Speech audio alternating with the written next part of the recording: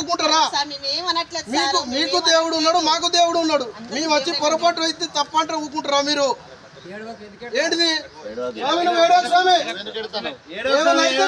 కూర్చుంటాం. నీకు ఎందుకు భయమా? నీకు స్కూల్ పోనంటాడు స్వామి. ఇవాళ పొద్దున్న లేచి స్కూల్ పోనంటాడు. ఎందుకు ఇంత భయం హింసలు చేస్తారా మీరు? భయపెట్టిస్తారా? ఏంటిది ఇంకోసారి ఏంటిది? అది నో, మీరు చేసేది తప్పు, చాలా తప్పు మీరు చేసేది.